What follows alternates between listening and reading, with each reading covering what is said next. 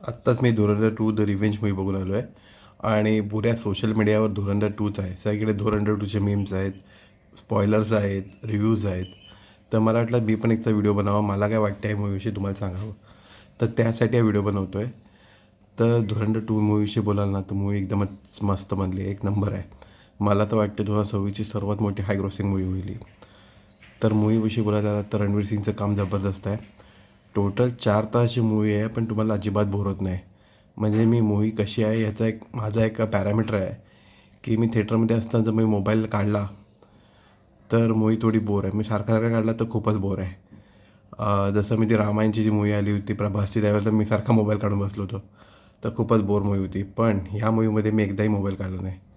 म्हणजे कॉल्ससाठी पण मी म्हणजे कॉल पण रिसीव्ह नाही केले. इतका जबरदस्त मूव्ही आहे, इतके ट्विस्ट अँड टर्न्स आहेत त्यामध्ये. 4 तासमध्ये तुम्हाला अजिबात बोर होत नाही. आणि आदित्य धारची डायरेक्शन आहे ना, एक नंबर आहे. त्याने रिअलिस्टिक कॅरेक्टरना त्याच्या मूवीच्या स्टोरीमध्ये घुसवलेलं आहे. जसं की आतिक अहमद आहे, जे यूपीचे गँगस्टर्स होते.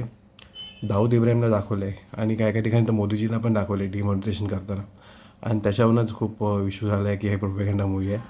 पण मला असं वाटतं की प्रोपेगंडा मूव्ही आहे हे समजून मी बघायला जाऊ नका. तर मूव्ही तुम्ही म्हणजे तुमच्या मनात ते राहील की प्रोपेगंडा मूव्ही आहे. आणि त्यामुळे मूव्हीचं जे रिअलिस्टिक म्हणजे काय बोलतात, तर मूव्हीचा जो सोल आहे ना, तो मिस कराल तुम्ही. तर हे काढून मूव्ही बघायला जा, ॲज अ मूव्ही लवर म्हणून बघायला जा. जबरदस्त मूव्ही बनवली आहे.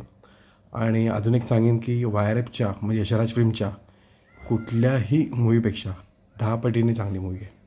पठाण घ्या, टायगर घ्या, याच्यापेक्षा 10 पटीने चांगली मूव्ही आहे. स्पायचं जीवन काय असतं हे रिअलिस्टिक पद्धतीने दाखवलं आहे. तर मी तर 100% रिकमेंड करीन. नक्की जाऊन बघा धुरंधर द रिव्हेंज.